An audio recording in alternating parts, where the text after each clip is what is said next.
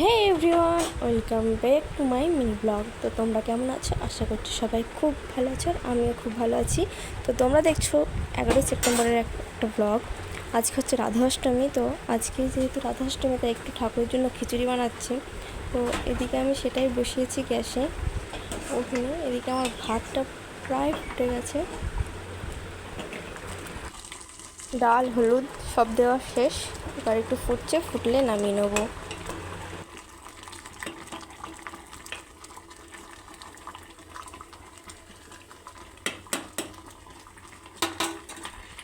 আর এই নামানোর আগে একটু ঘি দিয়ে নিচ্ছি, কারণ ঠাকুরের ভোগ ঘি ছাড়া একদমই অসম্পূর্ণ। তো এখানে তো আমি তেল ব্যবহার করতে পারি না, তাই এখানে ঘি ব্যবহার করে দিলাম নামানোর আগে।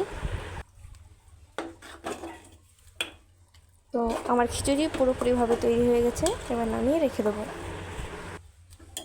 ভগবানকে শুধু খিচুড়ি ভোগ তো দেওয়া যায় না, তাই একটা ভাজার কিছু ভেজে নেবো। তো আলু ভাজছিলাম তার জন্য, কারণ আজকে একটু তাড়াতাড়ি আছে, তাই বেশি কিছু ভাজা আমি করছি না, কোনো রকমের আলুটা ভাজছি। ওদিকে আমি কড়াটা তাতে দিয়ে দিয়েছি, তার মধ্যে ঘি দিয়ে দিলাম।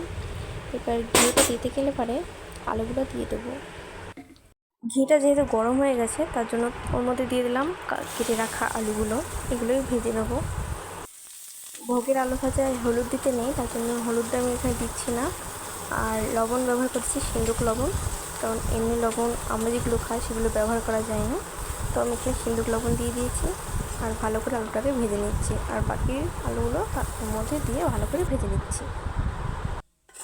আমার এদিকে অন্নভোগ আর আলু ভাজা হয়ে গেছে। এই যে আলু, এর মধ্যে হলুদ দিন, তার জন্য সাদা হয়েছে। আর এই যে ঢেকে রেখেছি খিচুড়ি, এটাই। আর এই যে সকালে মানে একটু আগেই ফলের প্রসাদ ওদের দিয়ে দিয়েছি, ভগবানকে নিবেদন করে দিয়েছি।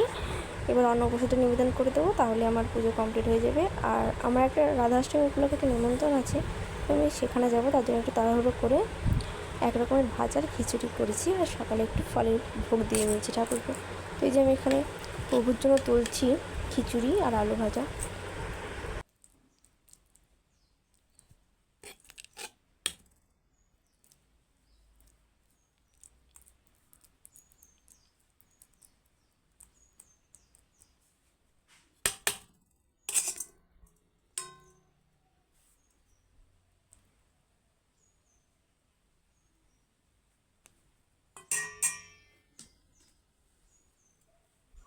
আর তার উপরে দিয়ে দিচ্ছে একটা তুলসী পাতা, যেটা কৃষ্ণের খুব প্রিয়।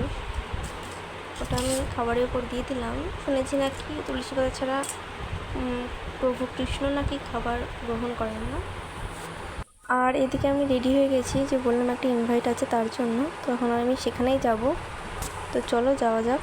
তো এই যে এসে আমাকে একটা ঘরে ঢুকিয়ে দিয়েছে, যেটা ছিল খুবই সুন্দর। আর এখানে আছে প্রভু, মানে লাড্ডু গোপাল, যেটাকে গোপোষণা বলে অনেকে। তো এই যে মন্দির,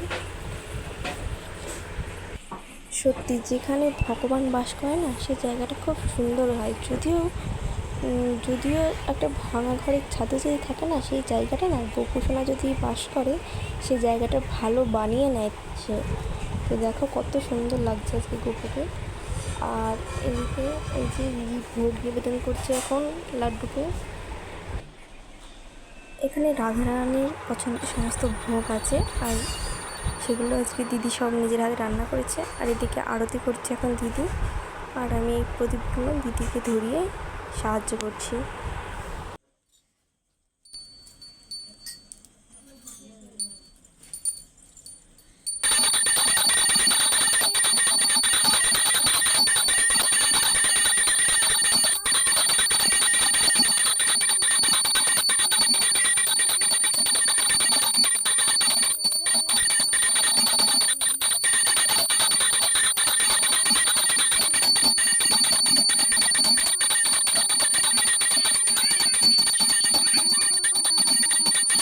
ঠাকুরকে ভোগ নিবেদন করা হয়ে গেলে আমরা উপবাস ভেঙে এখন খাবার গ্রহণ করছি, প্রসাদ, যেটাকে অন্নপ্রসাদ বলা হয়, আমরা সেটাই গ্রহণ করছি এখন। খাওয়া দাওয়া সেটা আমি বাড়ি চলে এসেছি। তো আজকে ব্লগটা এটুকুই ছিল। কেমন লাগলো ব্লগটা জানিও। আর আমার চ্যানেলে তোমরা যদি নতুন হয়ে থাকো, প্লিজ চ্যানেলটাকে সাবস্ক্রাইব করে পাশে থেকো। Bye bye.